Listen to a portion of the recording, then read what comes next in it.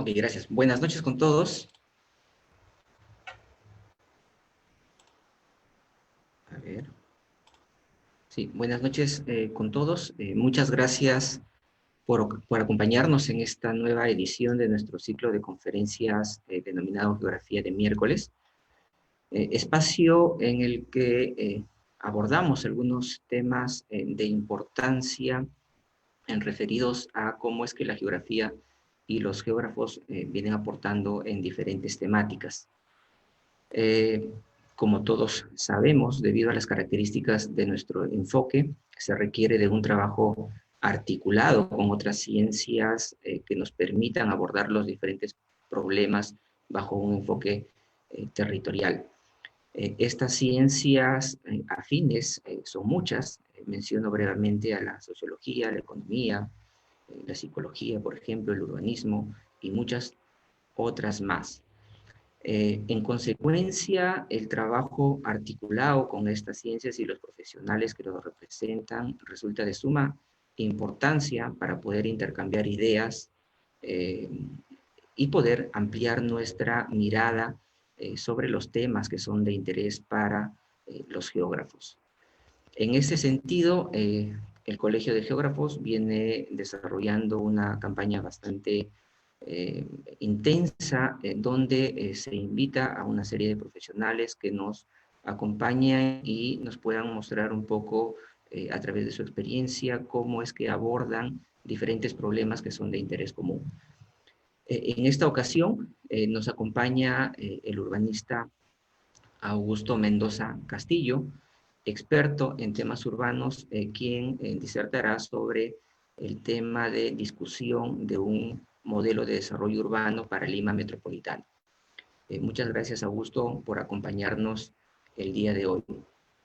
Para los geógrafos, cuando hablamos de lo urbano, nos rápidamente recordamos a una serie de aportes que se han realizado desde la geografía urbana y que históricamente ha contribuido de manera bastante significativa a los estudios urbanos desde diferentes perspectivas. Por ejemplo, menciono rápidamente que a principios del siglo XX, a nivel intraurbano, se le dio mucho énfasis en el análisis morfológico. A nivel o a escala interurbana se analizó mucho los sistemas urbanos y con un concepto que se utilizó mucho y se viene utilizando hasta la actualidad, que es el tema de las funciones urbanas, ¿no? Donde se analizan las actividades que sirven de soporte o de base económica a las ciudades y sus habitantes. Otros temas que son relevantes, por ejemplo, el tema de la teoría de lugares centrales, desarrollada por Staller, teoría de localización de Von Thunner, que se convierten a mitad del siglo pasado en el punto de partida para el desarrollo de una serie de aplicaciones basadas en análisis de localización con múltiples aplicaciones, ¿no? Vigentes, lógicamente, con las modificaciones y especificaciones del caso, en algunos casos hasta la actualidad. La idea también de entender esta relación ciudad-región, pensaba básicamente en entender cómo es que las ciudades influyen en su entorno, ¿no? Y los ejercicios que se han hecho o intentos que se han realizado para delimitar estas zonas de influencia también es un tema donde los geógrafos han tenido mucha participación activa. Bueno, podríamos mencionar muchos temas más. Sin embargo, quisiera hacer referencia a algunos temas actuales que también son abordados por geógrafos y donde tenemos a nivel global una participación bastante activa. Por ejemplo, en temas de planificación, trabajamos mucho en temas de movilidad, transporte, temas de planificación y gobernanza, por ejemplo. A nivel de estudios urbanos, se aborda mucho el tema de las transformaciones a nivel de barrios, temas de segregación, gentrificación, migración, marginación y temas de vulnerabilidad socioambiental a nivel de ciudades. Destaco siempre algunos temas que son de particular interés, por ejemplo, el tema de estudio de centralidades, espacios públicos y movilidad urbana, y algo que también es bastante interesante en este caso, un concepto relativamente nuevo, el de infraestructura verde o infraestructura natural, como es que lo conocemos en nuestro país. Estos temas urbanos en nuestro país son bastante significativos, con muchos problemas y retos.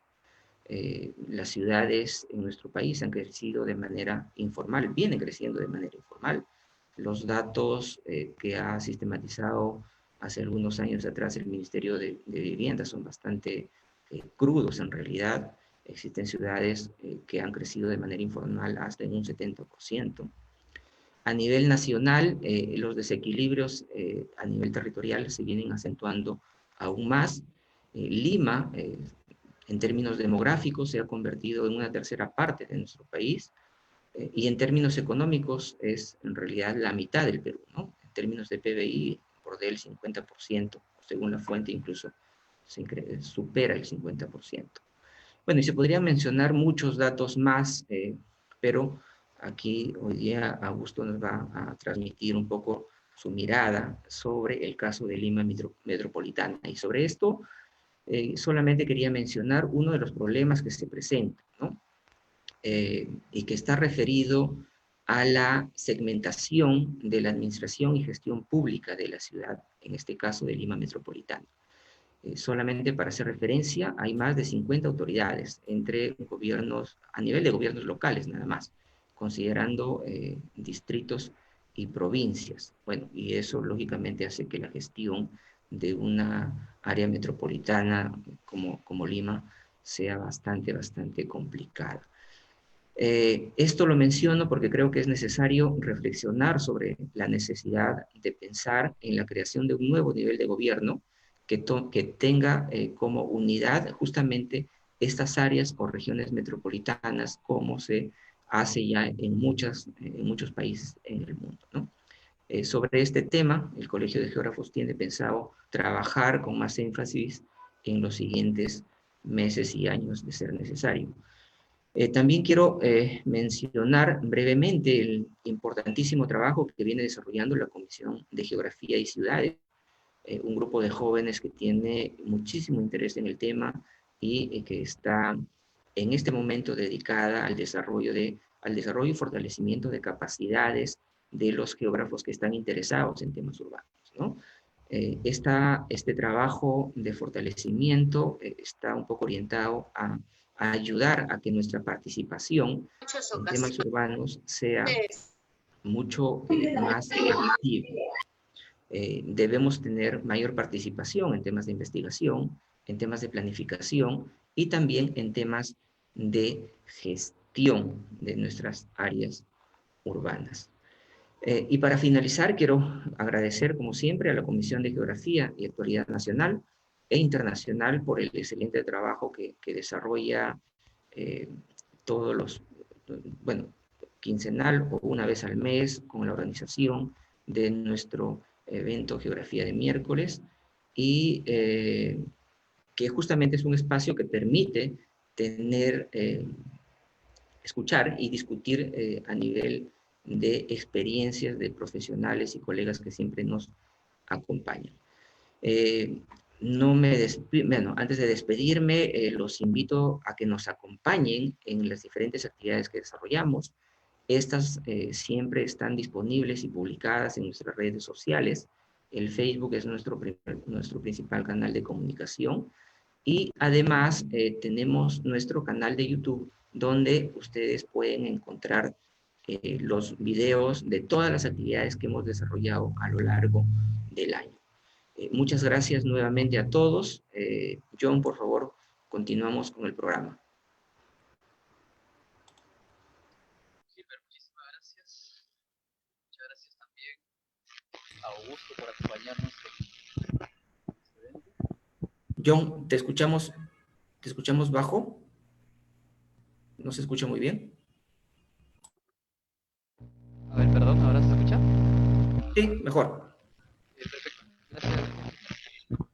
También agradecía a Augusto por acompañarnos en esta presentación. En efecto, el tema urbano es uno de los geógrafos todavía consideramos una agenda pendiente en el Perú, y obviamente Lima Metropolitana no es una excepción. Más aún considerando, tengo entendido, que el actual, bueno, el plan de desarrollo metropolitano vigente es el que ha sido elaborado en el gobierno de Ricardo Bello, cuando era alcalde de Lima.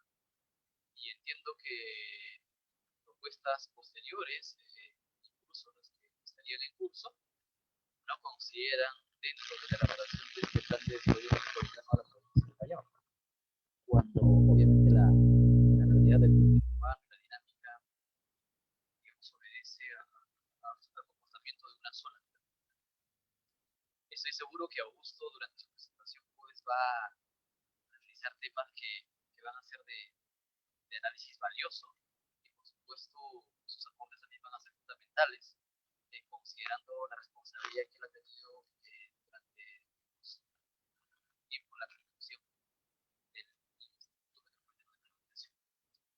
Entonces, sin más, yo quiero presentar a nuestro panelista, excelente panelista, por supuesto, Augusto Mendoza Castillo.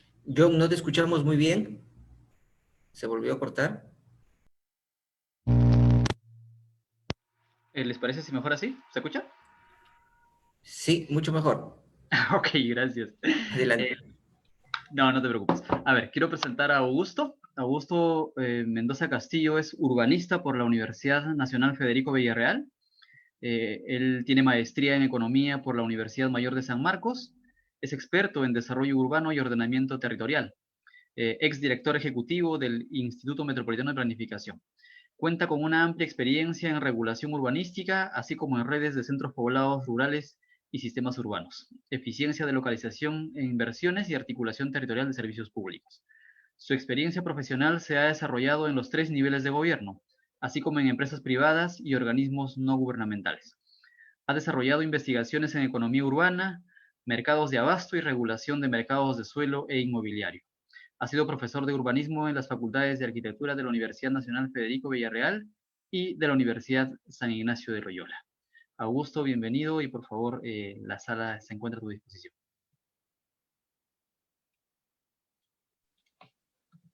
Muchas gracias, muy amable. Si me permiten compartir pantalla, por favor. Listo. Quiero agradecer al Colegio de Geógrafos del Perú por esta invitación y esta oportunidad de estar con ustedes. Es un tema muy importante cuando el colegio me propuso participar en estas reuniones. Me pareció muy sugerente, y además era una oportunidad bastante importante para poder resumir y sintetizar algunas cosas que hemos venido pensando en los últimos meses, ¿no? Lo que voy a hacer ahora es conversar con ustedes acerca de este tema que hemos estado conversando con el Colegio de Geógrafos, y discutir cómo construir un modelo de desarrollo urbano para Lima Metropolitana. Lo que vamos a hacer hoy día, entonces, lo que vamos a conversar hoy día es pensar cuáles son las características que debiera tener el modelo de desarrollo urbano y cuáles son las herramientas regulatorias que necesitamos para que dicho modelo de desarrollo urbano se cumpla, se genere, se desarrolle, ¿no? Entendamos que el modelo de desarrollo urbano no es una idea abstracta, sino es, mejor dicho, no es algo volátil, es algo que relativamente concreto, se desarrolla a partir de variables, indicadores, relaciones, puede ser formalizado matemáticamente. Ese es un modelo de desarrollo urbano. Y las herramientas regulatorias son las herramientas legales que nos permiten a nosotros direccionar las actividades urbanas y públicas dentro de la ciudad. A la derecha lo que ustedes pueden ver es un ejemplo de un análisis de modelación o una modelación urbana, específicamente de la ciudad de Yakarta. Esta modelación fue realizada por el urbanista Lambertot, y ahí está la página web de Lambertot. la cual recomiendo muchísimo porque en temas de planificación urbana es muy, muy importante el trabajo. ¿Qué vamos a conversar hoy? Vamos a conversar básicamente de 4 partes. La primera, en qué entendemos por desarrollo urbano. Hay muchos conceptos de desarrollo urbano. ¿Qué necesitamos o cómo tenemos que plantear lo que es el desarrollo urbano para poder traducirlo en un modelo? ¿Qué nos dice la teoría acerca de lo que es un modelo de desarrollo normal o estándar? ¿Cómo deberían ser o cómo funcionan las ciudades de manera genérica? De este modelo de desarrollo normal, ¿cómo se comportan las variables en el caso de Lima Metropolitana? Una cosa bastante curiosa. Y por último, ¿cómo debemos construir un modelo regulatorio de desarrollo urbano a partir de lo que hemos estado viendo antes para la metrópoli de Lima? O para la metrópoli de Lima, Callao, Huarochirí, y etc. En principio, ¿qué entendemos por desarrollo urbano? Si le preguntáramos a diferentes personas qué entendemos por desarrollo urbano, nos van a decir muchas cosas. Una ciudad amigable, una ciudad asible, una ciudad caminable, una ciudad disfrutable, una ciudad que me permita a mí desarrollarme como persona, una ciudad sostenible. Le podemos poner muchísimos adjetivos al desarrollo urbano. Pero no nos interesan tanto los adjetivos, sino cuáles son sus componentes, qué es lo que es, para qué sirve, o sea, cómo lo logro, Y para eso lo que necesitamos es establecer cuáles son las variables que me permitan a mí determinar cómo es que yo llego a el objeto urbano. Y para eso, permítanme proponer la siguiente síntesis, porque en verdad esto es parte de una discusión teórica bastante larga en el siglo XX. Entonces, entendamos el desarrollo urbano, para comenzar a acercarnos a un modelo de desarrollo urbano, como la transformación del uso y ocupación del suelo y la distribución espacial de los servicios. 2 cosas bastante importantes, bastante centrales, y cada una con una posición muy importante. ¿Qué es el uso y la ocupación del suelo? Es la capacidad de transformar el suelo de rural a urbano, mediante la habilitación urbana. Y a partir de ello, de edificar inmuebles. Y en esos inmuebles, hacer comercio, industria, residencia. Entonces, el desarrollo urbano, por un lado, es ocupar y transformar el suelo para soportar actividades humanas. De repente una universidad, de repente un parque, lo que ustedes quieran. Bueno, privadas, básicamente privadas. En este lado, digamos, uso y ocupación del suelo privado. Habilitamos el suelo para tener actividades sobre ellos. Edificamos inmuebles para tener actividades sobre ellos. Y la ocupación siempre se da por el mejor y el mayor uso. Es decir, nosotros tratamos de que en una porción de suelo, para beneficio de la colectividad, en esa porción se dé el mejor y el mayor uso posible. Si el mejor uso es comercio en vez de residencial, debe poder desarrollarse comercio. Si el mayor uso son 10 pisos y no 2, debe poder desarrollarse 10 pisos. Porque eso es lo mejor para la ciudad. Entonces, por un lado tenemos la parte privada del desarrollo urbano y por otro lado tenemos la parte pública, que son los servicios urbanos, o lo que el Plan 2035 y el Plan 2040 llaman los sistemas urbanísticos, que son todo lo que soporta las actividades privadas y que son públicas. En el caso del Plan 2035, que lo está recogiendo también el Plan 2040, son 4 sistemas urbanísticos. Espacios abiertos e infraestructura ecológica, en los términos que estaba hablando el decano en su momento. Movilidad y transporte, equipamiento urbano e infraestructura de servicios. Agua, saneamiento, comunicaciones, etc. Estos 4 deben poderse dar en toda la malla. Sus servicios deben poder ser desarrollados, ofrecidos, dotados en toda la malla urbana. En cambio, en el anterior, no. Porque de repente el mejor y el mayor uso se da en algunos lugares, en algunas centralidades y en otras no tanto. Algunos usos se concentran en algunos lugares y otros no tanto. En cambio, los servicios no, deben poder estar en toda la malla. La manera en que localizamos los servicios urbanos, y eso es muy importante, en la manera en cómo localizamos los servicios urbanos en la malla urbana es en todas. En todas partes tiene que haber servicios. No puede haber una porción de la ciudad que no tenga servicios. Obviamente el hospital va a ser un lugar central, no va a estar al costado. Pero en general, toda la ciudad debe poder acceder a espacios abiertos, a servicios ambientales, a servicios de transporte y de movilidad, a equipamientos de salud, educación, recreación, etcétera, a servicios como saneamiento, energía, comunicaciones, etcétera, ¿no? Y si juntamos ambos, entonces el desarrollo urbano es el modificar el uso del suelo en función de la demanda de ocupación de determinados lugares y generar servicios para toda la ciudad. Y en función de eso tenemos un desarrollo urbano.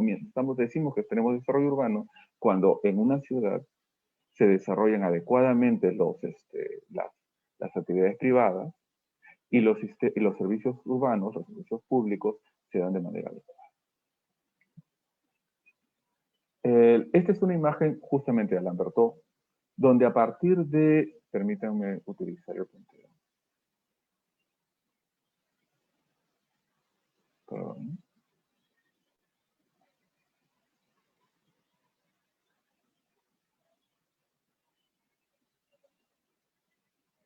Donde a partir de justamente estas dos grandes diferencias entre lo privado y lo público, se establece todo el sistema regulatorio de la planificación urbana. No voy a detenerme en esto, no es la materia de la conversación de hoy, pero sí es necesario entender que todo el proceso de planificación se soporta en una parte privada, que son los mercados, y una parte pública, que es la planificación urbana o el diseño, como lo menciona Lambertot. Entonces, en los mercados participan las familias y las empresas, generando bienes privados. Y en la planificación urbana o en la gestión urbana participa el sector público generando bienes públicos. Y ambos se entrelazan para formar la ciudad. Y la ciudad necesita de ambos. En el primer caso, en el caso privado con determinada racionalidad y en el caso público con otra racionalidad. Pero ambos son complementarios. Un modelo de desarrollo urbano debiera poder contemplar ambos. Pero para eso debemos entender cómo funcionan cada uno de ellos. Entonces, el desarrollo urbano es un balance entre lo privado y lo público en los términos que acabamos de decir en un momento. Independientemente de dónde se ubican las familias o las empresas, deben gozar de servicios urbanos. Y las familias y las empresas desarrollan usos y ocupan unidades inmobiliarias. Y es importante que la ciudad pueda ofrecer la cantidad de unidades inmobiliarias suficientes para que la población pueda desarrollarse adecuadamente sus actividades, sean estos residenciales, sean de trabajo, sean de ocio, o sean las que fueran. ¿Qué nos dice la teoría acerca de cómo funciona esto o cómo deberían funcionar estos temas? Si vemos que los servicios debieran desarrollarse en toda la ciudad, sin ninguna distinción, y que algunos equipamientos de mayor importancia debieran localizarse en algunos lugares especiales, ¿cómo deberían desplegarse en la ciudad o en el territorio estas actividades? Para eso, vamos a empezar con algo que ya mencionó el señor decano hace un momento. Antes, algunos conceptos. El primer concepto, que es muy importante, es fundamental, es lo que indicó Max Weber en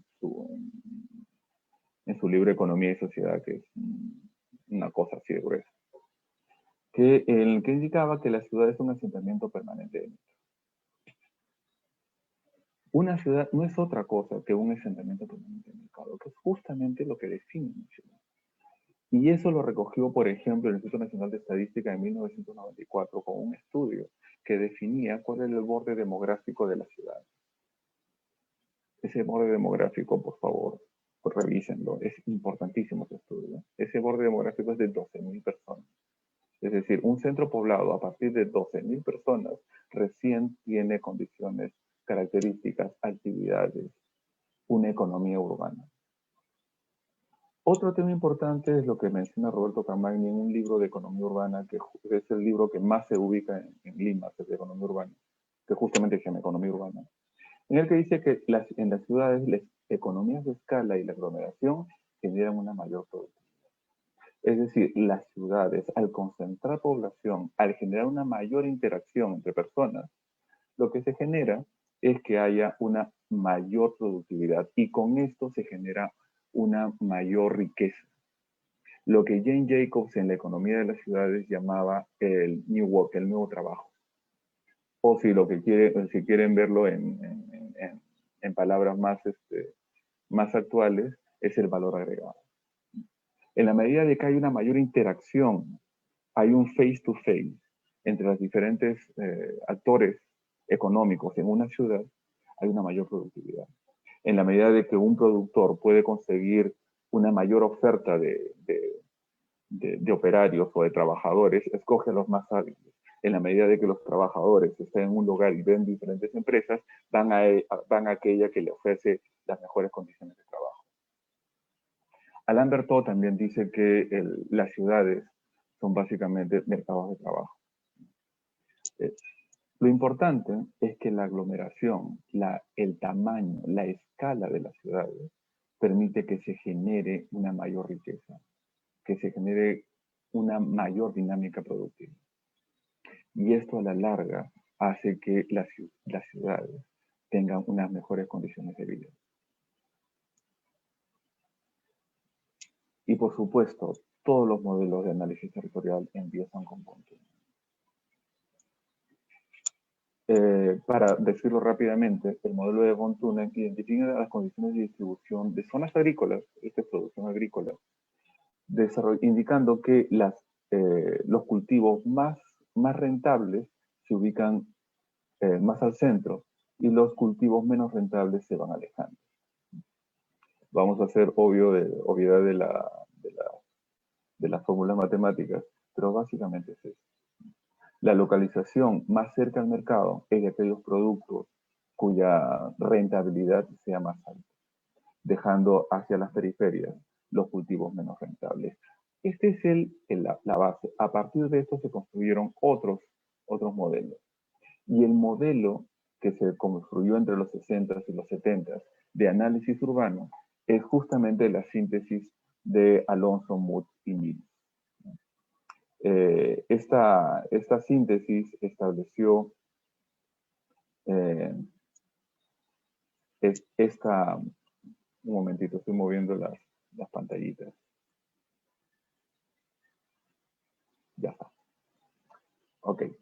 Entonces, lo que tenemos aquí esto aparece en Roberto Campagna también en Economía Urbana. Lo que tenemos aquí es una relación entre mercado y vivienda. A partir de las relaciones identificadas en von Thunen, Alonso, Muth y Mills lo que hizo fue generar un modelo en el cual las diferentes personas que vivían en una ciudad escogían entre estar en el mercado o entre consumir mercado, estar más cerca del mercado o consumir vivienda. Entendiendo que mientras más cerca estás del mercado, más caro es estar ahí y por lo tanto menos vivienda consumes, es decir, en tamaño o en precio. Mientras más te alejas del mercado o del centro, entonces puedes consumir más vivienda porque es más barato. Entonces, o tienes una mayor cantidad de vivienda o disminuyes el precio que pagas por ella.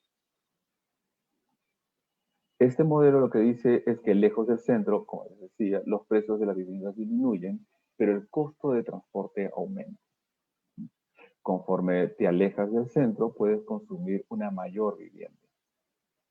Y por supuesto, la densidad poblacional disminuye conforme te alejas del centro, porque la mayoría de la gente quiere estar aquí. Por lo mismo, la intensidad del uso del suelo o la intensidad del capital en activos inmobiliarios decrece conforme nos alejamos del centro. Es decir, el centro comienza a concentrar o concentra los principales activos inmobiliarios, los empleos y la densidad poblacional, generándose lo que se mencionaba al principio, de una mayor interacción, de una mayor intensidad, de una mayor intercambio, de una mayor productividad. Y mientras más cerca al centro estás, más productivo puedes ser, pero más productivo necesitas ser porque necesitas pagar el centro.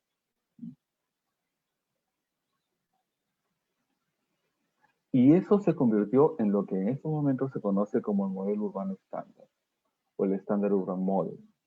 Y la última síntesis de esto es en el libro Urban Desarrollo sin Diseño de Alain Bertot. Y lo que establece es que a partir del modelo anterior, establece una identidad entre la renta del suelo, la densidad, el valor del suelo y la edificabilidad. Es decir, y es una renta, utiliza una regla de este tipo. Y lo que este modelo en buena cuenta identifica es que existe en una ciudad eficiente, existe una identidad entre el valor del suelo, la densidad poblacional y la edificabilidad. Entendió la edificabilidad como el tamaño de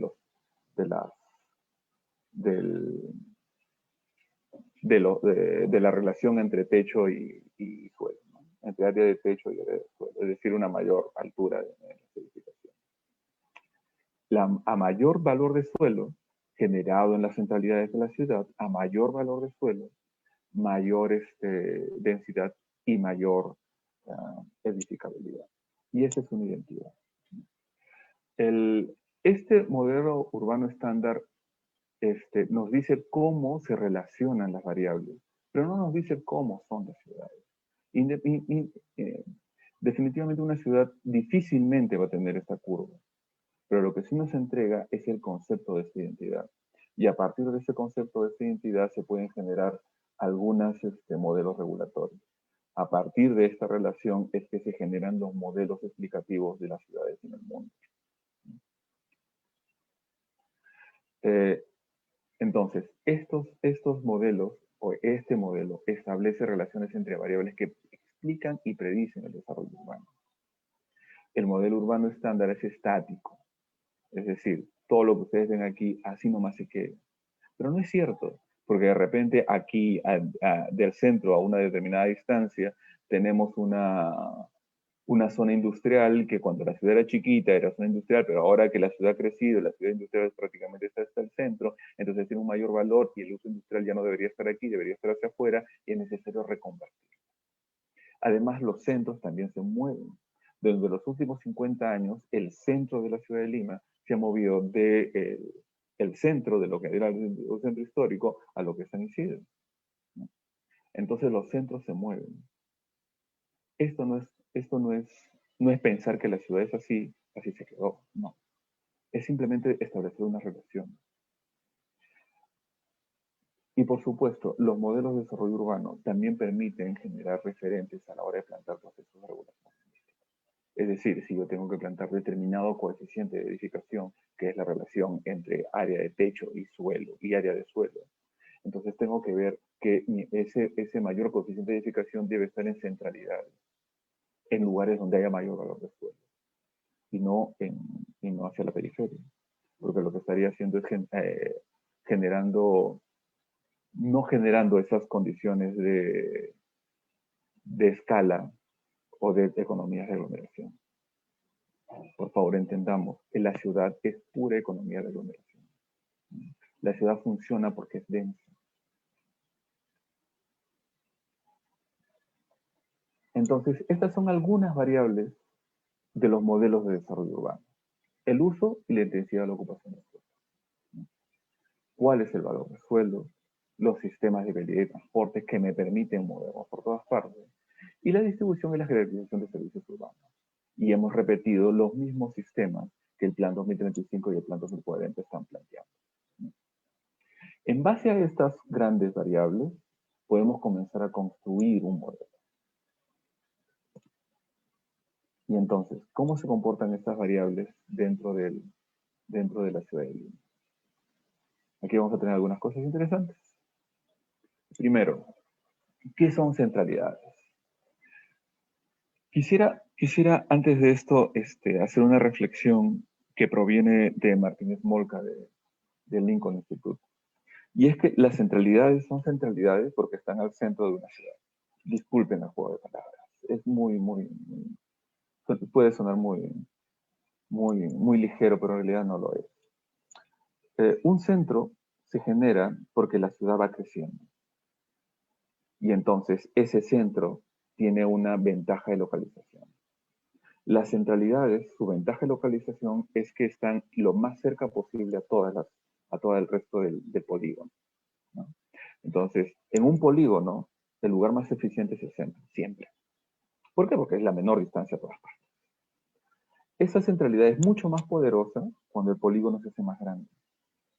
Entonces, esta ventaja de localización es más importante y por lo tanto, mientras más grande es la ciudad, este lugar central es cada vez más demandado, porque la gente quiere estar en el centro o quiere tomar el centro. Ya no quieres vivir ahí, pero por lo menos si tienes ahí una tienda, va a ir mucha más gente que si la tuvieras en la periferia, ¿no?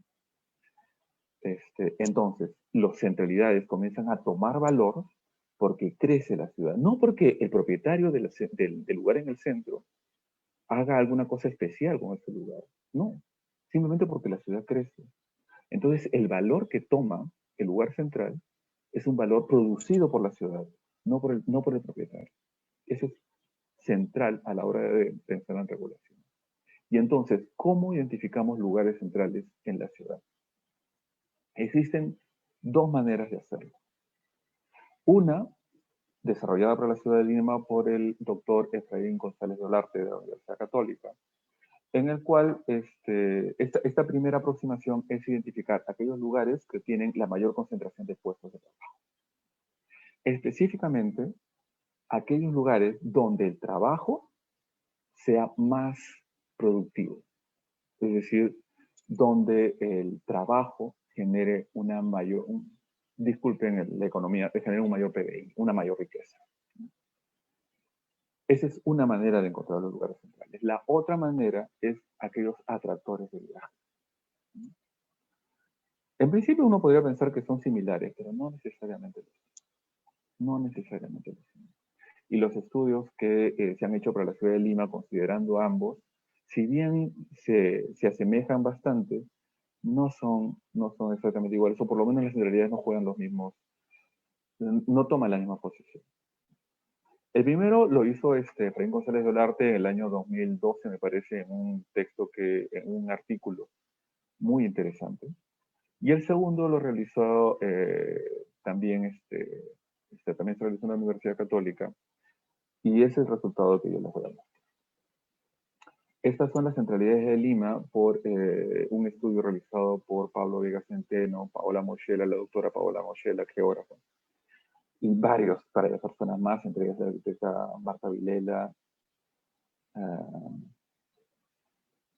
disculpen, varios más. Son como 7 o 8 personas.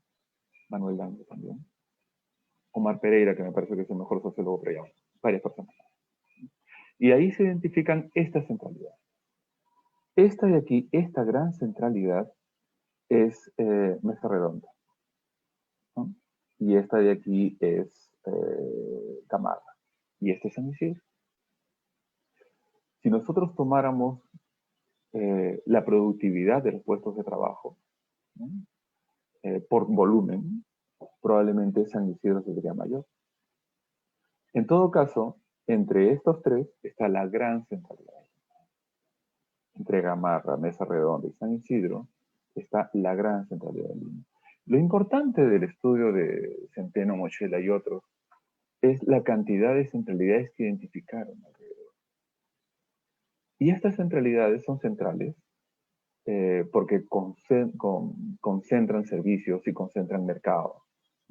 Entonces, cuando uno quiere ir a comprar algo importante a un precio más o menos asequible, va a determinados lugares, o si uno quiere hacer negocios, va a determinados otros lugares, o qué sé yo. Esta de aquí es la zona Ciudad de Dios, el Cine Susi. Miraflores, San Miguel, las zonas del Callao, Independencia, donde está el Megaplaza,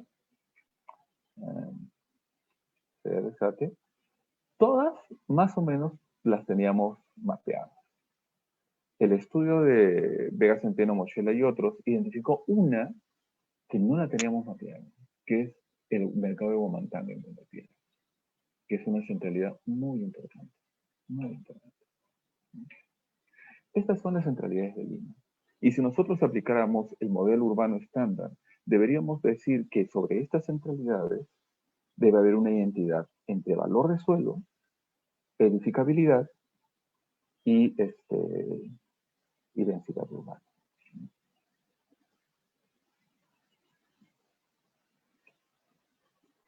Esta es una imagen de las densidades urbanas en la ciudad de Lima.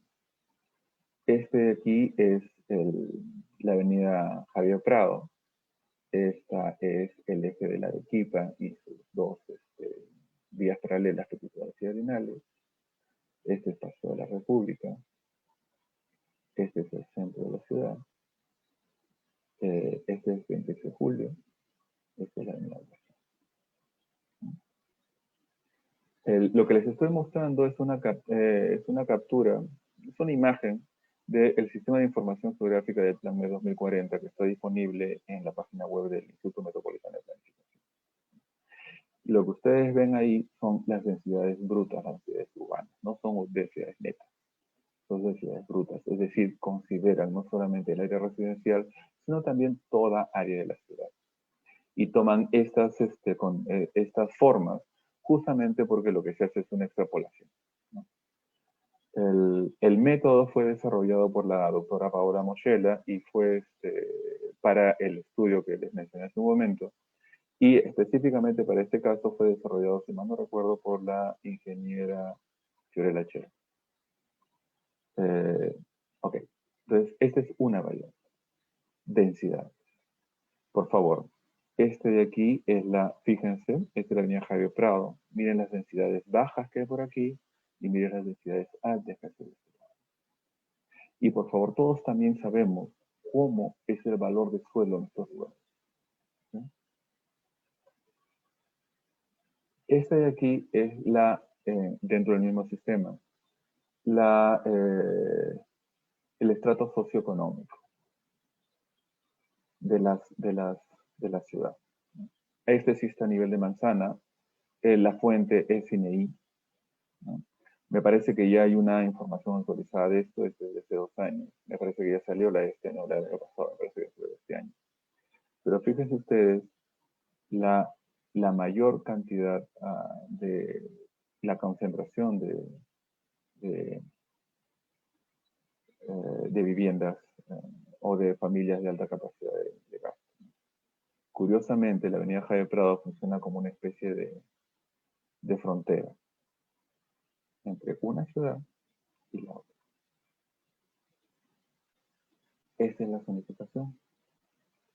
Y miren ustedes, la zonificación amarilla es baja densidad.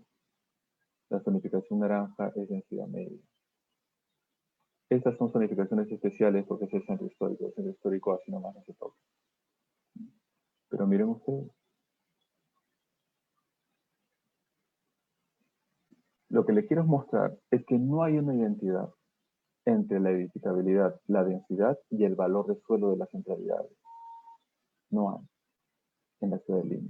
Y eso distorsiona el mercado de suelo y distorsiona, por supuesto, el mercado inmobiliario. Además de eso, es necesario indicarles que aquí tenemos rapidísimo un marco normativo parcial. La ciudad de Lima, la regulación urbanística de la ciudad de Lima se sustenta en al menos 30 y tantas ordenanzas. Hay que conocerse las 30 y tantas ordenanzas para saber qué es lo que pasa. Y eso significa que la calidad regulatoria no es buena. Porque el proceso de desarrollo urbano, el proceso de utilizar una porción de suelo, cambiar el uso, mejorar el uso, plantear determinados usos, construir, hacer los servicios urbanos, está enmarañada en toda esa cantidad de ordenanzas. Conclusiones. Primero, no hay una relación entre valor de suelo, densidad y edificabilidad en la ciudad de Lima. Que las zonas centrales tengan una baja edificabilidad genera que las demandas de viviendas y las demandas de oficinas encarezca el resto de la ciudad, el suelo del resto de la ciudad. Y si a eso le agregamos que, según el resultado del estudio de Ricardo Ford y de Álvaro Espinosa respecto al mercado informal y cómo las políticas del Ministerio de Vivienda distorsionan ese mercado, hacen encarecer aún más. Entonces, por un lado tenemos las distorsiones generadas por las políticas públicas y por otro lado tenemos las distorsiones generadas por la regulación del suelo, lo cual hace que la ciudad de Lima tenga uno de los índices de acceso a vivienda más altos de Latinoamérica. La regulación es muy rígida y restrictiva. Los usos son segregantes. Es decir, aquí trabajas, aquí vives, aquí te recreas, ¿no? Acá haces comercio. No, todavía nuestra regulación del suelo no es lo mixta que debiera ser, ¿no? Entonces, a partir de ello, ¿cómo construir un modelo regulatorio del desarrollo urbano metropolitano? ¿Cómo construir o reconstruir un modelo de desarrollo metropolitano? Esta es la tercera vez que voy a mencionar a la doctora Paola Moschella. La doctora Paola Moschella, para el desarrollo del Plan 2040, generó esta estimación de la expansión de la urbana de Lima. Cuando se desarrolló esto, se consideró conveniente de que no nos circunscribiéramos a la provincia de Lima. Comenzamos a analizar y nos dimos cuenta que no teníamos que circunscribirnos ni a la provincia de Lima ni al binomio Lima-Callao. Nos dimos cuenta que la mancha urbana, la unidad metropolitana, es mucho más que Lima y Callao. Estas zonas de aquí ya es Huarochirí. Es más, esta de aquí es Huachipa y esta es la quebrada del Huaycoloro. Sobre esta zona, que es la parte medias y altas de la quebrada del Huaycoloro, hay una fuerte expectativa de usos industriales. Muchos inversionistas están mirando esta zona para usos industriales. Esta zona ya no es Lima, es la provincia de Huarochirí. El modelo de expansión urbana o la estimación de la expansión urbana de Moschella identifica que la ciudad va a comenzar a tomar partes de la cuenca del río Chillón que ya no es Lima, que ya es Canta. Esta zona de acá no se nota, creo. Esta zona de acá abajo es es Chilca. Todos los usos industriales y el enclave energético que hay en Chilca es de economía urbana, de Lima, o del conurbado.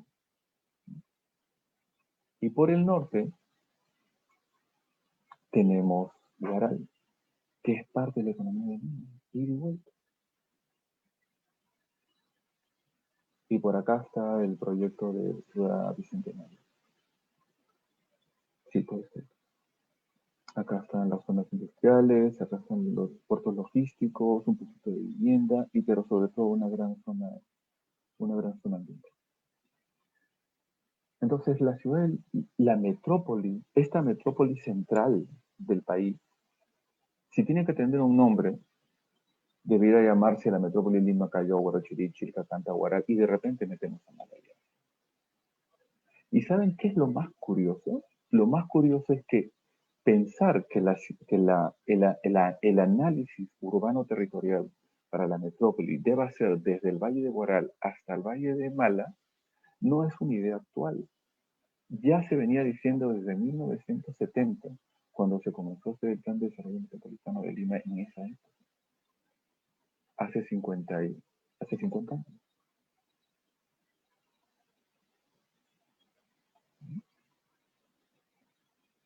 Otra cosa importante que tenemos que tener en cuenta para el modelo de desarrollo metropolitano es el rol que tiene la ciudad respecto al país y respecto a la región andina, la región latinoamericana.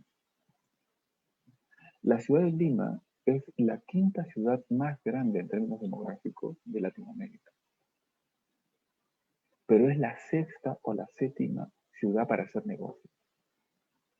No hay un correlato entre nuestra posición demográfica, geográfica, y nuestra posición económica. Que Lima esté al medio entre el norte y el sur significa que tenemos muchas capacidades, y mirando hacia Asia, significa que tenemos muchas posibilidades para poder desarrollar una serie de actividades importantes en términos logísticos, en términos comerciales, en términos económicos, en términos empresariales, en términos culturales. Hay algunas cosas que se dan de por sí. Por ejemplo, el mercado de Gamarra y el mercado, sobre todo, de Mesa Redonda, no solamente satisfacen los mercados locales del Perú. Hay gente que viene de Ecuador y gente que viene de Bolivia a comprar en Mesa Redonda. Porque los importadores chinos de Mesa Redonda son más eficientes. Y además el mercado, el puerto del Callao, es el puerto más importante, después del puerto de Colón en Panamá, del Pacífico latinoamericano. Podemos hacerlo. Es la vocación de la ciudad de Lima, su proyección internacional, su proyección de hub y de puerta entre Latinoamérica y Asia. Pero también tenemos un rol respecto al resto del país. Alguna vez, cuando trabajaba en el Ministerio de Vivienda, hicimos un análisis de sistemas urbanos y nos dimos cuenta que para poder identificar los sistemas urbanos en el resto del país teníamos que sacar Lima, porque poner a Lima dentro de la ecuación me nublaba ver todos los demás. Sacábamos Lima y recién comenzábamos a ver todas las relaciones espaciales. Un trabajo realizado por el doctor Ricardo Vergara acerca de sistemas urbanos. Lima es el gran mercado del país. Hay muchas economías territoriales que funcionan porque existe este mercado. Porque al día nosotros necesitamos X miles de cantidades de toneladas de papa o de cebolla o de tomate o de fruta o de carne o de lo que fuera. Y entonces tenemos un rol frente a eso. ¿Qué queremos entonces de nuestra ciudad? ¿Qué queremos de esta metrópoli? Que ya no es solamente Lima, es Lima, Callao, Huarochirí, y etc. Canta, Huaral, Mala, Asia, Silicon. ¿Qué queremos? Eso no lo va a responder una persona, eso lo tiene que responder el colectivo. No es una pregunta retórica, no lo voy a responder yo. Lo que les estoy mostrando es lo que se ha venido desarrollando para el plan MED 2040. Por el equipo del arquitecto José García Calderón. El modelo de desarrollo debe solucionar la relación entre centralidades, desarrollo inmobiliario, densificación y transporte. Entonces, como vayamos a ordenarla, tiene que solucionar esta relación, que debe ser una sola. Y por supuesto, una cosa, porque siempre hacemos las cosas bien, una cosa, mejor dicho, en una entidad está la regulación de usos de suelo y en otra entidad está la regulación de transporte, que son realmente dos caras de la misma moneda y tienen que articularse. Y me parece que se están articulando. Entonces, cualquier modelo que plantee el desarrollo de la ciudad debe plantearlo fuera de las provincias, articulando todo, pero estableciendo cuáles son las condiciones de relación entre las centralidades, los desarrollos inmobiliarios, la densificación y el transporte.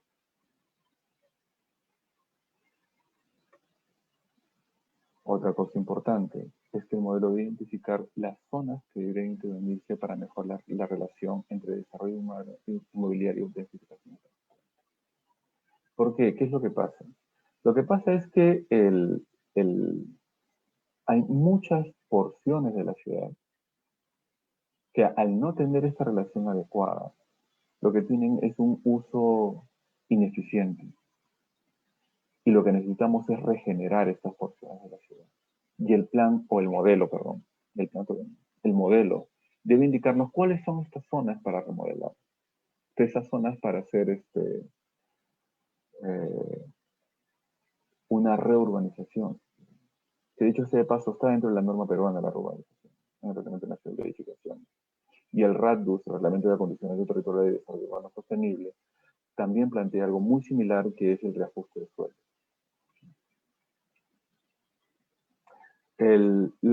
Y se tiene que tener claro el tema de regulación de suelo.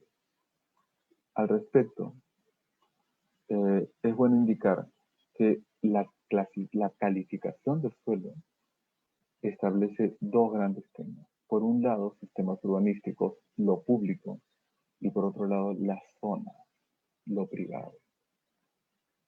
De tal manera de que cualquier modelo debe establecer una relación adecuada entre lo público y lo privado. Y ya para hablar específicamente del plan, el plan debiera establecer condiciones para desarrollar lo privado, pero también para desarrollar lo público. Y en ese sentido tiene que establecer proyecciones de uso y ocupación de suelo para sistemas urbanísticos, en movilidad, en equipamientos, en servicios. Lo que nos plantea otro gran problema, que es que si un plan puede decir, ¿saben qué? Por acá va una vía, y el propietario dice, ok, págame lo que me dé la gana. Y eso es una de las cosas que ocurre en lugares con una regulación urbanística muy poco desarrollada. El modelo también debe desarrollarse o generar, responder a tres grandes temas que son muy propios de la metrópoli central del país. No quisiera llamar a alguien. De la metrópoli central del país. Uno es el tema de riesgos. Riesgos por riesgos sísmicos, de origen sísmico. Riesgos que provengan de peligros generados, asociados a la activación de las quebradas y todos los múltiples riesgos que conocemos. Y también, por supuesto, el cambio climático. Otro tema importante es la informalidad. Debemos poder enfrentarnos a la informalidad. Hay una conclusión no escrita de Hábitat 3, de Quito, que dice si las ciudades, más de la mitad de las ciudades son informales, el problema no es la informalidad, el problema es la formalidad. Hace poco en un evento del Vicerrectorado de Investigaciones de la Universidad Nacional de Ingeniería,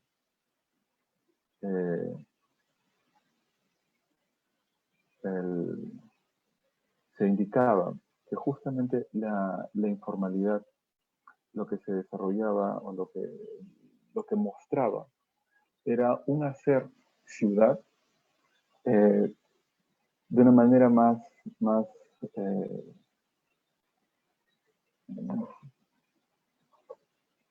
superando las dificultades que la regulación actual planteaba. Hace poco estuvimos conversando con unos compañeros de que la manera que se regula el Reglamento Nacional de Edificaciones, el Reglamento de Acondicionamiento y Desarrollo Urbano, los planos de zonificación, la Ley 29.090, dicen que debe hacerse ciudad,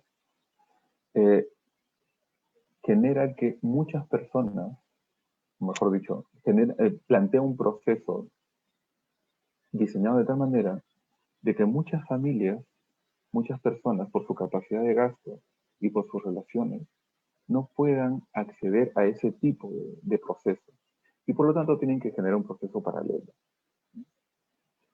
Y este proceso paralelo lo llamamos informalidad. El problema es que ese proceso paralelo de informalidad, según Ford y Espinosa, es el 92% del nuevo suelo urbano en los últimos 20 años de las 35 principales ciudades del país. O sea, si el 92% del nuevo suelo urbano en las ciudades del Perú es informal, el problema no es la informalidad. Me queda clarísimo. ¿Okay?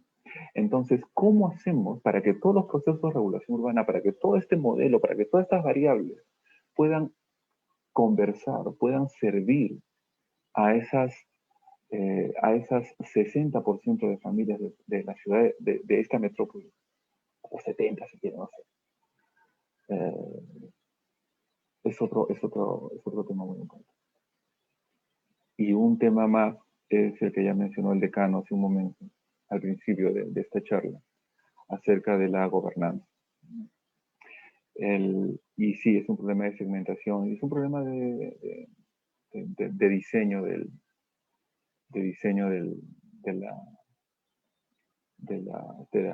las unidades político-administrativas, de delimitación, etc.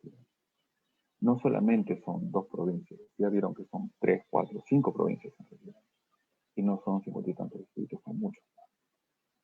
¿Qué hacemos en ese caso? Pedro B. Ortiz, uno de los principales metropólogos de nivel global, indicaba que cuando hay una metrópoli muy fuerte en un país, difícilmente el Estado deja que esa metrópoli se gobierne a sí misma. Y eso es exactamente lo que está pasando en el país, ¿no? El Estado peruano no deja que Lima se gobierne. Y más allá de algunos decretos supremos respecto a zonificación, etcétera, es la cantidad de inversión pública que se maneja desde los ministerios respecto a la ciudad de Lima. Eso por un lado. Y por otro lado, hay una cosa muy importante también, y es que todos los gobiernos de las ciudades, una de sus principales fuentes de financiamiento es el impuesto al sueldo, el impuesto a la propiedad predial. Y el impuesto a la propiedad privada predial y es un impuesto redistributivo. ¿Por qué? Lo que decimos al principio, los lugares centrales tienen un mayor valor, no porque el propietario ha hecho algo especial, porque la ciudad cada vez es más grande, y mientras más grande es, mayor valor va a tener el centro. Si yo hago un impuesto predial y tomo el aporte del valor central, la idea es obviamente que como este valor central proviene de la amplitud de la ciudad, lo que tomo lo distribuyo. Es decir, el impuesto predial en todas partes del mundo es un impuesto redistributivo. En el Perú no, porque el impuesto predial se toma a nivel distrital y se gasta a nivel distrital. Eso significa, y eso es un problema de gobernanza, eso significa que el impuesto predial, lo que corresponde a los valores de suelo, que necesitan, o mejor dicho, que se explican por la amplitud de la ciudad, son consumidos y gastados en sus localizaciones, con lo cual se reproduce la inequidad de la ciudad. Para que tengan ustedes una idea, el ingreso predial per cápita de San Isidro es 35 veces más grande que el ingreso per cápita predial de Coma, por poner un ejemplo. Y todo esto, todo lo que hemos estado conversando, pensar que los lugares centrales deben tener una mayor, una identidad entre valor de suelo y edificabilidad, tiene que traducirse, y los sistemas urbanísticos, etcétera, tiene que traducirse en instrumentos regulatorios, leyes, normas, ordenanzas, planes, pero también actos administrativos e inversión pública. Una cosa que hemos estado muy mal acostumbrados en el país es a que el plan se haga por un lado y piense muy poco en el acto administrativo.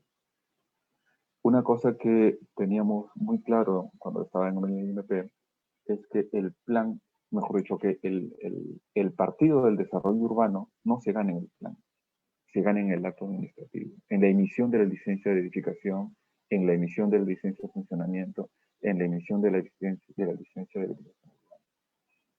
Si ese acto administrativo tiene calidad, entonces estamos bien. Y parte de la calidad de ese acto administrativo es que el instrumento regulatorio, que es el plan, esté bien desarrollado.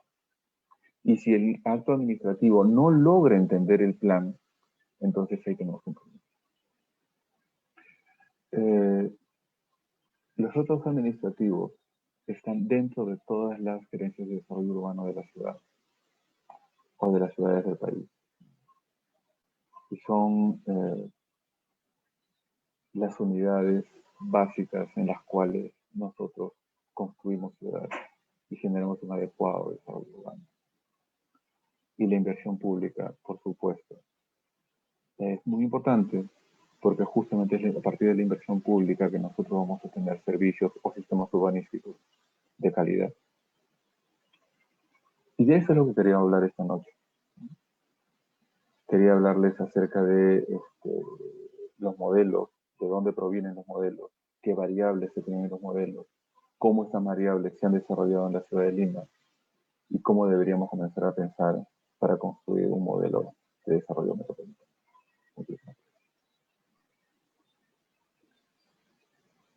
Augusto, muchísimas gracias. Me parece que has presentado temas bastante relevantes y tengo algunas preguntas ya por interno y en efecto, digamos, me parece bastante interesante el hecho de haber mencionado, eh, digamos, de cómo se configura el espacio metropolitano y que ésta no se reduce pues solamente a una o dos provincias, como, digamos, habíamos mencionado al principio, haciendo referencia al Callao, ¿no? Sino también presentabas, digamos, el caso de ya algunos distritos de Huarochirí, en otros casos de Chilca, Canta, Huaral, y en tono de pregunta, digamos, también Mala y Asia, ¿verdad? Y justamente en ese sentido va la primera pregunta. Dice, bueno, felicitar al ponente y considerando, digamos, que la metrópoli podría ser abordada, incluyendo a Lima, Callao, Huarochirí, Chilca, Canta y Huaral, ¿qué debería suceder en términos normativos o quizá políticos para que el siguiente plan de desarrollo metropolitano, en efecto, no solamente incluya a Lima y Callao, sino también a estos otros espacios?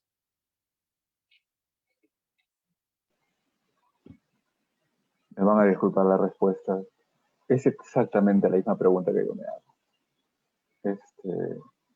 En términos legales o en términos normativos, es clarísimo. Un plan de desarrollo urbano es aprobado por un consejo metropolitano. Por un consejo provincial. No puede haber un plan metropolitano o un plan de desarrollo urbano que no sea aprobado por un consejo provincial. Y cada vez que hay un consejo provincial, cada vez que hay una municipalidad provincial, hay un plan de desarrollo urbano. El problema que tenemos es que tenemos 5 provincias. ¿Cómo se aprueba eso? Existen algunos caminos. El camino que existe actualmente, la solución legal actual, es que se forme una mancomunidad, que se forme la mancomunidad metropolitana y se junten las que se tengan que juntar.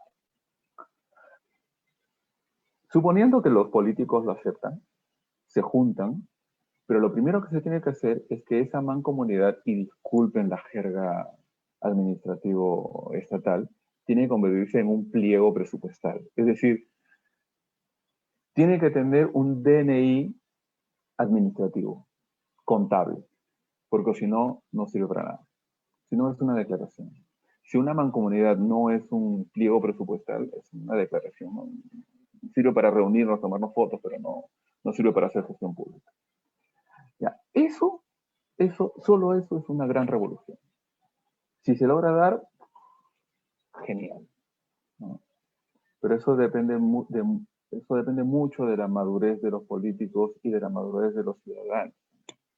O sea, decirle al ciudadano que vive en Huarochirí o en Santa Eulalia, sabes que ahora ya no vas a ser más Santa Eulalia y Huarochirí, ahora vas a ser parte de la metrópoli. No la llamemos Lima, metrópoli central. O al de Canta, o al de Chilca, o al de Callao, o al de Lima. Ya sabes que ya no te vas a llamar Lima, bueno, vas a ser tu distrito, ya no va a ser Lima, va a ser la metrópoli central. ¿No? La otra es mano militar, o sea, ¿sabe qué? Sale una ley diciendo, se acabaron distritos, se acabaron provincias, ahora es la región metropolitana y se acabó. ¿Qué es más difícil, creo? Bueno, muchísimas gracias, Augusto. En efecto, me parece que justamente la intervención del decano al principio hacía referencia a una figura similar, ¿verdad? Quizá sería en principio importante pensar o repensar la configuración político-administrativa de la capital de la República, de tal modo pues que en ese espacio, como bien lo acabas de mencionar, sea el nombre que tenga, región metropolitana, región capital, digamos, se establezca una autoridad por encima de, digamos, que involucre todos estos espacios que permita planificarla, ¿no? Pero bueno, eso también tiene sus mecanismos y lo has señalado, me parece bastante bien. Tengo otra pregunta por interno. Eh, bueno, digamos, dos preguntas en una. En principio, o buenas noches, felicitar al ponente. ¿Qué libros recomendaría, digamos, para profundizar en esa temática? ¿Y cuál consideras, digamos, que sería el futuro de las ciudades en nuestro país, sacando a Lima de la ecuación?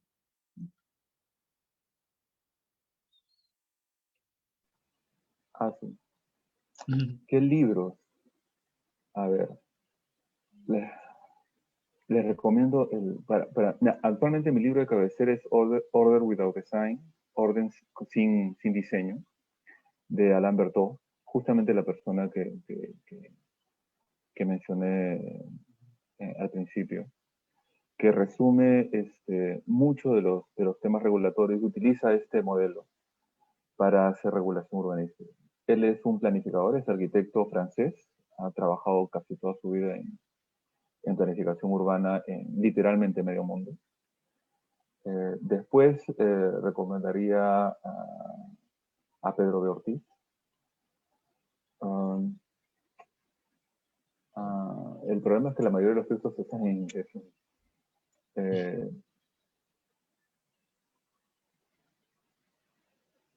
el libro de Las nuevas centralidades en el Lima en el siglo XXI es muy bueno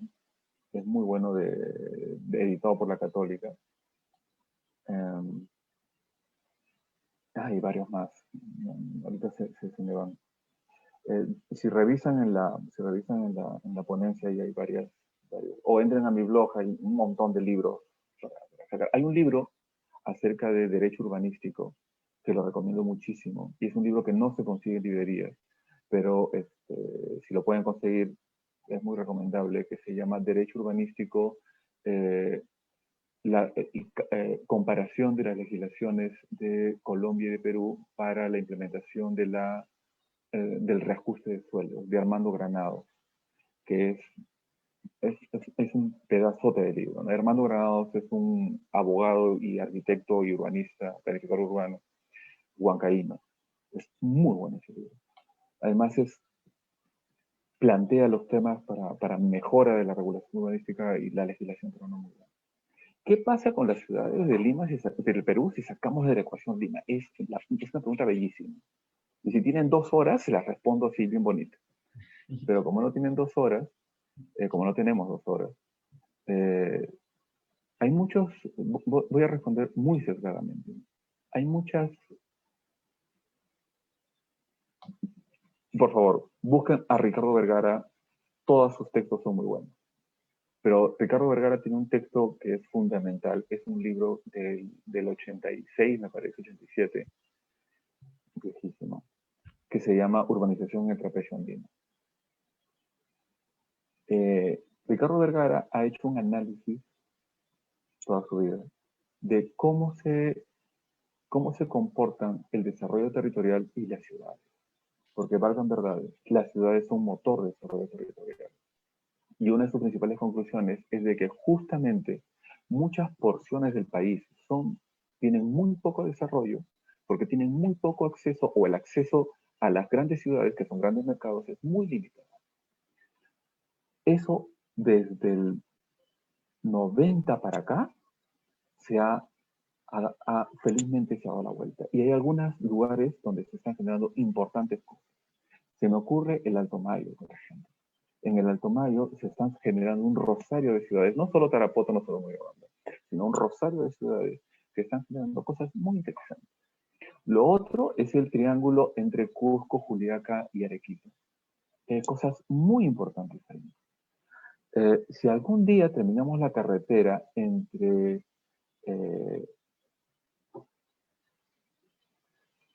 Cusco y Huamanga, pero por la selva, no por Abancay, sino por Yochegua y por Santa Teresa, toda esa zona de la selva de Cusco se va a levantar de una manera increíble.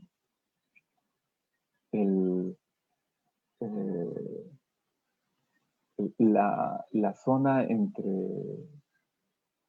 entre Huamachuco y Cajamarca es una zona bellísima, con muy pocas ciudades, pero si logra prender una ciudad ahí, es muy interesante. Ni hablar de, por supuesto, las ciudades grandes del país como Huancayo, que es enorme, y esa porción del Valle del Mantaro, muy, muy, muy desarrollada, o Arequipa o Cusco, ¿no?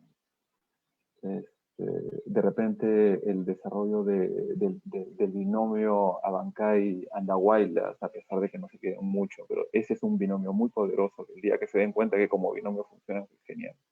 O las tres ciudades del norte, Trujillo, Chiclayo, Piura, que es poderosísimo. En realidad hay mucho por trabajar y hay muchas ciudades que están volando en sus tasas de crecimiento. Pucallpa ha crecido de una manera enorme.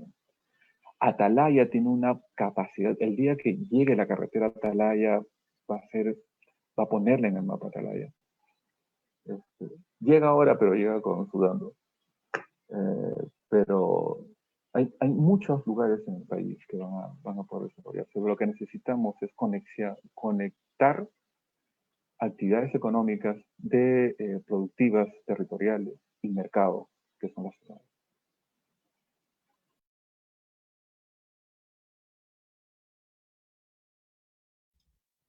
Perfecto, Augusto. Muchísimas gracias.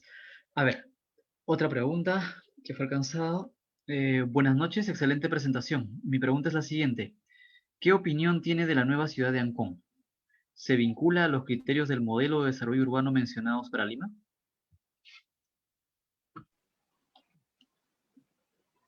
¿Puedo no responder? Por supuesto. No, sí, claro que sí, tengo que responder. Solo que es complejo. En principio, la nueva ciudad, o mejor dicho, la ciudad bicentenario, no es exactamente intensidad de ocupación de suelo. ¿Por qué? Porque sus dos más grandes usos son usos que no van a llevar mucha población. O mejor dicho, no son grandes desarrollos. El más grande uso que va a haber en toda esa zona es conservación ambiental, las lomas de Ancón, ¿no? Y es una gran porción del Parque Antonio Raimundo. Y el segundo gran uso son las 1.200 hectáreas separadas para el Parque Industrial de Ancón. En realidad van a ser 700 algo, casi 800, porque el terreno es un poquito agreste y además hay que dejar algunas escorrentías. Esos son los dos más grandes usos. El tercero más grande, que no es tan grande como ellos, es el parque logístico, que tampoco es uso intensivo. Pero lo que sí va a ser es un gran centro laboral. Entonces, lo que va a generar es una nueva centralidad. ¿Cómo va a impactar esa centralidad en el resto de la ciudad? Es una muy buena pregunta. Habría que revisar. No es cuestión simplemente de poner una mancha aquí y jalar con algunos plumones. Es básicamente una cuestión cuantitativa. Toda la presentación que he hecho es una presentación para análisis cuantitativo. O sea, no hay que, o sea, alto, medio, bajo. No, es una cifra concreta, un número. Y todas estas modelaciones son modelaciones cuantitativas. Y existe la capacidad de hacerlo. Hay muchos modelos, algunos incluso hasta gratuitos, para poder desarrollar. O en todo caso se pueden hacer modelos, qué sé yo, a partir de Machine Learning, o a partir de cruzar diferentes análisis estadísticos, ¿no? O sea, pero es necesario llegar al número. ¿Por qué? Porque la regulación urbanística es un número, sin el coeficiente de edificación, es un número. Y ese número tiene que tener un sustento. No puede ser, bueno, me parece que debe ser 2.5 mil, pero ¿por qué no 2.6? ¿Por qué no 1.8? ¿Por qué no 3.4? El coeficiente de edificación es la relación entre metros de techo y metros de suelo. Si uno dice 1, significa que 100 metros de suelo se convierten en 100 metros de techo. Si uno dice 10, significa que 100 metros de suelo se convierten en 1000 metros de techo. Y ahí se los dividen entre los pisos que sean necesarios. Es un ratio importantísimo en regulación urbanística, pero es un número. ¿Cómo llegamos a ese número? Entonces, hace bien. La verdad es que como país, como digo, como ciudad, como metrópoli, necesitamos esa cantidad de suelo industrial. La necesitamos. Los desarrollos industriales en Lurín son importantes, los desarrollos industriales en el Huaycoloro son importantes, pero necesitamos más. Y sobre todo en un lugar tan importante como este, que está a pelo entre el megapuerto de Chancay y el puerto del Callao. ¿Cuáles son los impactos y cómo estos deben trabajarse? Es algo que me parece que todavía estamos por verificar. Gracias, Augusto. A ver, tengo otras preguntas. Lima Metropolitana es un caos. ¿Cuál sería la mejor estrategia para organizar sobre la desorganización espacial que tiene actualmente?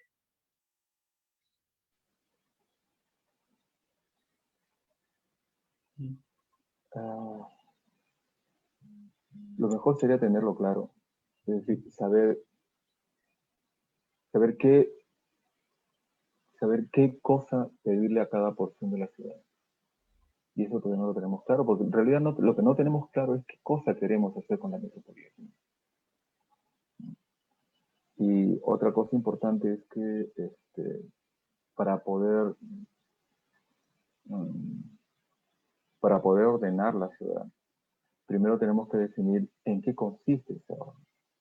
Hay muchas personas, para algunas personas ese orden podrá hacer una cosa, para otras podrá hacer otra cosa. ¿En qué consiste ese orden? Y de repente lo que para una persona orden es, ¿sabes qué?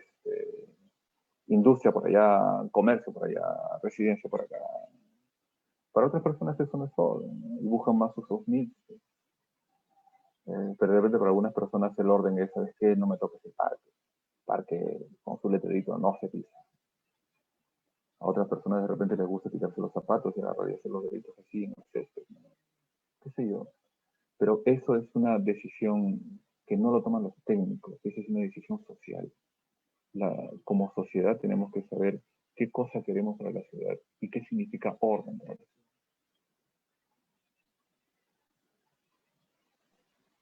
Perfecto, gracias. Gracias, Augusto. Una pregunta muy puntual.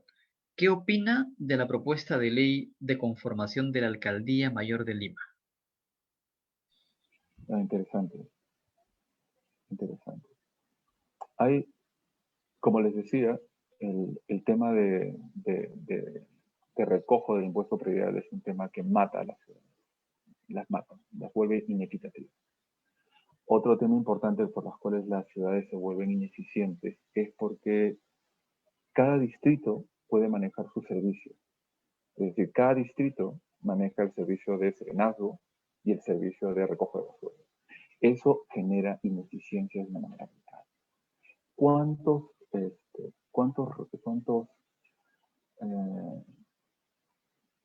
lugares para desechos de residuos sólidos hay en la ciudad de Lima?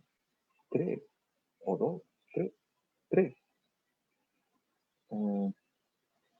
¿Cuántas empresas hay? 2. ¿Cuántos contratos hay? 41.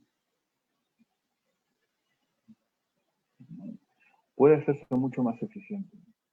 Es más, debe hacerse más eficiente. El pensar en reordenar la gobernanza no es solamente en pensar en que hay un alcalde mayor, sino en qué función va a tener cada uno. Cómo se coligan esas funciones y hacia dónde y cómo tomar decisiones. Ok, gracias. Una siguiente pregunta.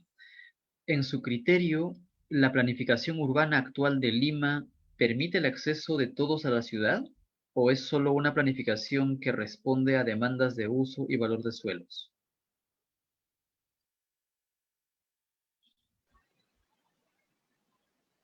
La ciudad es valor de suelo, pero eso no significa que la gente no deba tener ese acceso a servicios. La ciudad de Lima es muy inequitativa, justamente porque como gobierno, el gobierno metropolitano no puede, o quien gobierna la ciudad, no está en la capacidad de poder dotar los servicios. La ciudad no está capaz de dotar los servicios adecuados para la familia. No es una cuestión de que yo vivo aquí, tengo más servicios, yo tengo menos servicios. No, los servicios, los sistemas urbanísticos deben estar posibles para todos. Eso es desarrollo humano. Y eh, lamentablemente, como está planteada la gestión urbana en estos momentos, por lo fragmentada, y hemos dicho porque en términos financieros, en términos de capacidades, o mejor dicho, en términos de funciones de los gobiernos, está muy, muy, muy, muy fragmentada. Eso genera que el gobierno de la ciudad no tenga la capacidad de poder dar los, los servicios. Además que realmente, o sea, para poder hacerlo de una manera sistemática, lo que se necesita es una ley general de desarrollo urbano que defina explícitamente y claramente cuáles son los derechos y los deberes de las personas, las empresas y las entidades públicas respecto al desarrollo urbano y a la riqueza que esto genere y a los costos que se generen. Excelente, gracias. Una pregunta bastante parecida que podría, digamos, aún fortalecer la anterior, ¿no? En las últimas décadas, los espacios recreacionales y el espacio público en general progresivamente han dejado de serlo. En la propuesta de desarrollo urbano, ¿qué se debería hacer para que dichos espacios sean realmente públicos? Si se refiere a que los espacios públicos cada vez son los mismos para una mayor cantidad de población, sí, pero a que los espacios públicos estén dejando de ser públicos para convertirse en privados, eso no es un tema de modelo, es un tema de gestión, es un tema político. Es decir, si antes yo tenía un parque y ahora ese parque se ha convertido qué sé yo, una cancha se ha concesionado y ahora es una cancha de fulbito en el cual uno paga por entrar, eso no es parte del modelo, eso es parte de gestión pura y dura. Y si la gente tiene que decir algo al respecto, lo tiene que decir. Eso no es parte de un modelo, eso no se soluciona con modelo, eso se soluciona con gestión. ¿No? Evitar eso no está en un plan, no está en una norma, está en que la gente haga valer sus derechos. ¿Y cuál es la primera parte de la pregunta? No me acuerdo. Eh, Justamente a este proceso, digamos, progresivo en el cual los espacios recreacionales y el espacio público han perdido, digamos, esa esencia, ¿no? Pero me Claro. parece que justamente lo mencionaste. Sí, y hay una cosa más. Somos más cantidad de gente y no hay más espacios públicos. Yo vivo a 4 cuadras del Campo de Marte y es una bendición. Una bendición tener un parque de ese tamaño en Lima. En las ciudades que se llaman ciudades y que son ciudades, los parques son más grandes que el Campo de Marte. Uno va a Quito y la Carolina es enorme. El parque de la Carolina es enorme. Uno va a Buenos Aires y Palermo es enorme. Y aquí tenemos el Campo de Marte y decimos, wow, qué bonito parque. O decimos, vamos al parque central de Miraflores y decimos, qué bonito parque, pero no es un parque, es una cosita. O el parque de la esquina, que en realidad no tiene ni 2.000 metros cuadrados o 3.000 metros cuadrados, es un parque. No es un parque, es un receso. Parques son hectáreas y eso no los tenemos, no tenemos espacios públicos. Y no tenemos, justamente porque no hay una ley de desarrollo urbano, no tenemos el gobierno o el gobierno de la ciudad, no tiene, el sector público no tiene la capacidad para poder generar esos nuevos espacios públicos. Y si existe desarrollo urbano privado, es decir, una mejora en el uso y ocupación del suelo con una mayor densificación, etcétera, también debería haber un mayor desarrollo urbano público con los sistemas urbanísticos. Pero lamentablemente no tenemos la regulación necesaria para eso. Gracias. Aquí tengo una pregunta que me parece que está asociada justamente a lo que mencionaste sobre la Ley de Desarrollo Urbano, pero la formulo. Buenas noches. para que el Plan MET 2040 pueda ser ejecutado, ¿es suficiente con una ordenanza de planeamiento urbano o cree que es necesario también contar con una ley de desarrollo urbano, teniendo en cuenta que las ordenanzas tienen rango de ley?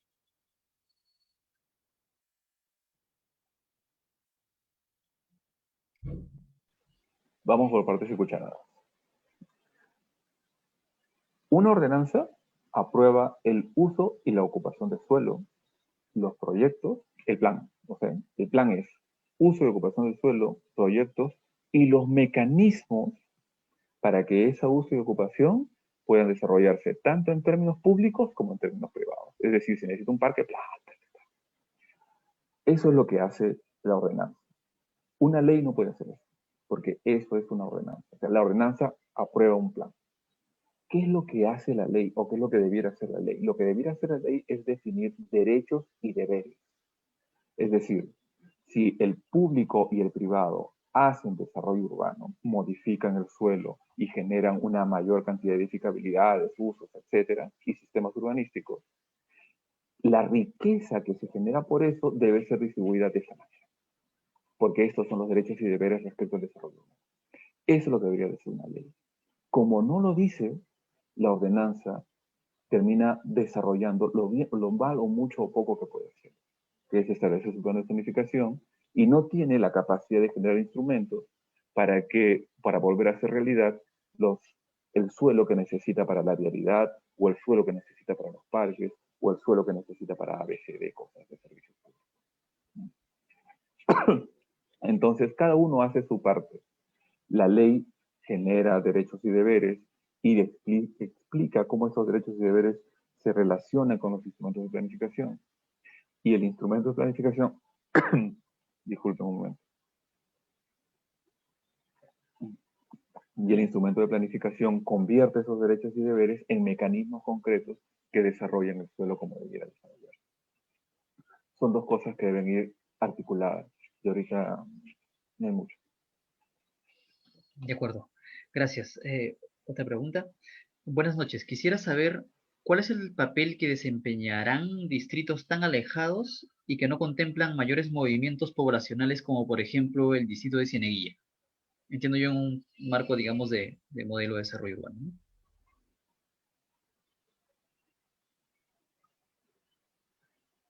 ¿Cuál es el rol de Cieneguilla dentro de la metrópoli? El rol de Cieneguilla dentro de la metrópoli es básicamente residencial y recreativo. Y difícilmente va a tener otro rol. ¿Por qué? Porque está en la periferia. La parte del Valle del Lurín en general puede tener ese uso, algunas no, porque ya existe un uso industrial. En Lurín ya existe un uso industrial. Un uso industrial que genera una tensión muy fuerte con el resto de la ciudad. Y la Panamericana soporta esa tensión. La Panamericana Norte y la Panamericana ¿no? Pero específicamente, Cieneguilla desarrollaría eso. Además, Cieneguilla es la salida hacia Guarochirí, vía uy, se me fue el nombre del pueblo. El Pachacama. que tiene los zócalos bonitos. Antioquía, ¿no? Vía Antioquía. Pero, y la relación con Antioquía es interesante. Claro, Antioquía dice, no, mi frontera es mucho más abajo de lo que dice Cieneguilla que debe ser. De acuerdo, tengo dos últimas preguntas. Va la primera. Respecto al IMP y gobiernos locales, en el caso RIS de Lurín, ¿cuáles son sus desafíos en gobernanza urbana para lograr el modelo de desarrollo urbano propuesto?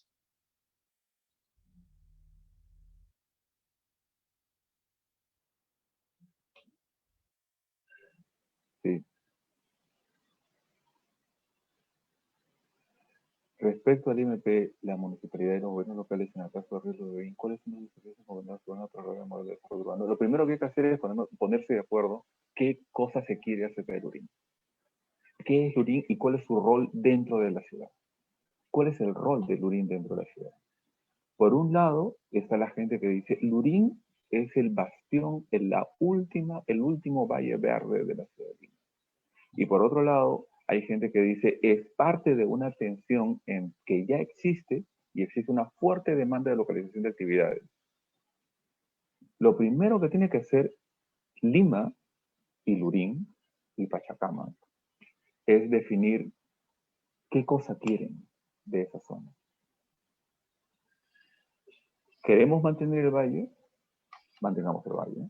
¿Queremos desarrollar actividades? Desarrollamos actividades. Esas actividades tienen que tener un uso intensivo o tienen que tener un uso no tan intensivo, definamos. Por la posición relativa que tiene esa porción de la ciudad respecto al resto de la ciudad, no deberían ser tan intensivas, porque justamente no están en una centralidad. La idea es generar una centralidad. ¿Se puede generar una centralidad?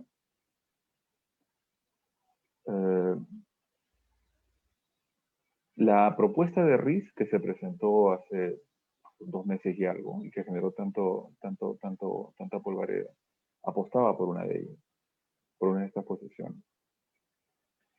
Y habría que ver efectivamente qué es lo que está sucediendo ahí, ¿no? Cuán verde es el valle, cuánto de demanda efectiva hay en la zona, y en función de eso tomar una decisión. Y la decisión en ese sentido siempre va a ser una decisión social.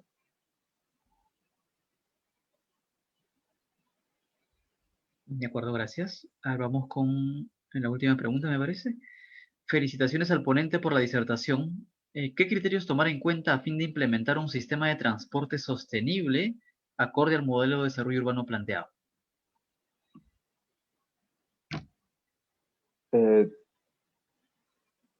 Voy a utilizar las palabras de Pedro B. Ortiz, el metropólogo que les decía. Una ciudad del tamaño de Lima, de 10,2 millones de habitantes y contando, no puede basarse en soluciones que no sean masivas de transporte. Y las soluciones masivas de transporte es metro. El BRT es un engaño, muchachos. Que me disculpen la mitad de mis amigos que consideran que el BRT es, perdón, el Bus Rapid Transit es el metropolitano. Buses en carriles segregados. Eso es un BRT.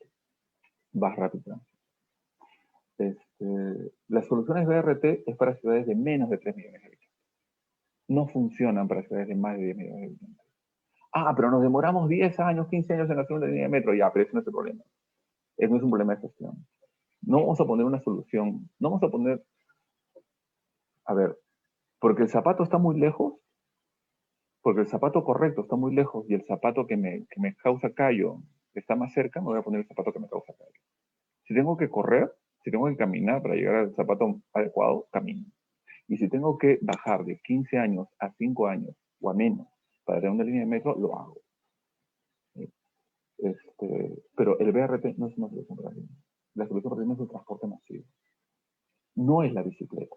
La bicicleta es una solución barrial o vecinal. Es decir, la bicicleta te soluciona tu movilidad en 5 kilómetros de redonda. Pero si tú vives en el kilómetro 22 de Caraballo, de la Tupac Amaru, y tu trabajo está en La Victoria, tú tienes que tener una solución de metro. La ciudad de 15 minutos es una muy buena solución, pero para servicios, para que tú como ciudadano tomes servicios, pero no para que tú como ciudadano accedas a un trabajo. Porque justamente el vivir en una ciudad de 10,2 millones de habitantes le da a las personas una multiplicidad enorme para poder buscar trabajo, y la buscas. Y lo mismo para los empresarios. Como tienes 10,2 millones de personas en la ciudad, entonces tú puedes buscar cuál es el mejor. Y entonces las empresas son más eficientes y el trabajador busca a la empresa que le pague mejor. Eso no sucede en pequeños barrios. Hay un reciente video de Pedro B. Ortiz en una entrevista que le hizo Pedro B. Ortiz es un español, la entrevista se lo hizo un peruano que radica en París, Bueso de Avellaneda, no me acuerdo su nombre, está en YouTube, buenísima, ¿no? Es donde se explica que las soluciones de movilidad y de transporte tienen que ser, para el tamaño de las ciudades de más de 10 millones de habitantes, tienen que ser masivas. Y las ciudades, con la proyección regional que tiene la ciudad de Lima, no pueden no tener trenes de cercanía. Es decir, el tren hacia el sur, hasta Ica, y el tren hacia el norte, hasta Barranca, no pueden no haber, no pueden no estar, no pueden no desarrollarse. Son las soluciones que necesitamos para que nuestra ciudad, para que nuestra metrópoli funcione de manera eficiente. Si no, lo que vamos a tener es una incapacidad como ciudad de poder generar la economía para poder dar trabajo y servicios a la población, que en estos momentos no lo tiene. La ciudad de Lima tiene un tamaño de economía tal que debiera estar respondiendo a las necesidades de vivienda y de servicios de la población, y no lo está haciendo. No lo está haciendo porque no podemos hacer, porque nuestro tamaño económico no se coligue con la capacidad del gobierno de la ciudad de poder intervenir en la misma. Excelente, Augusto, muchísimas gracias. Me parece que has planteado muchísimos temas que nos invitan a repensar el modelo de desarrollo urbano de Lima Metropolitana y del resto de ciudades del Perú. Y en efecto, digamos, a 2 siglos de vida republicana, encontrándonos en una situación de articulación como la que tiene la capital de la República, obviamente repensarlo es más que una necesidad, ¿no? No, muchísimas gracias por esta presentación. Estoy seguro que no va a ser la única. Estoy seguro que también en adelante vamos a contar con tu participación en futuros eventos. Y me parece que sería interesante también leer aquí un comentario de María Luisa Varías. Felicitaciones, Augusto Mendoza, muy buena tu ponencia. Asimismo, alcanzo mis felicitaciones a los organizadores del evento del Colegio de Geógrafos del Perú por promover eventos científicos académicos de forma permanente. Y te traslado también, por supuesto, este mismo saludo y agradecimiento de parte de la Comisión de Geografía y Actualidad Nacional e Internacional. Augusto, por favor, tus palabras para cerrar este evento. No, nada, solamente agradecer al Colegio de Geógrafos de Perú la invitación. Para mí ha sido una muy interesante estar aquí, las preguntas han sido muy interesantes. Y seguramente me pongo a disposición del colegio para estar cuando consideren conveniente y seguir conversando. Es un tema que nos apasiona a todos. Muchas gracias. Augusto, muchísimas gracias. En la sala han estado presentes personalidades, digamos, en esta materia que también han ocupado el cargo que tú has, digamos, compartido en la Municipalidad Metropolitana de Lima, e incluso muchos especialistas del Ministerio de Vivienda, y estoy seguro que también otros tantos por la retransmisión por el Facebook de Colegio Institucional, ¿no?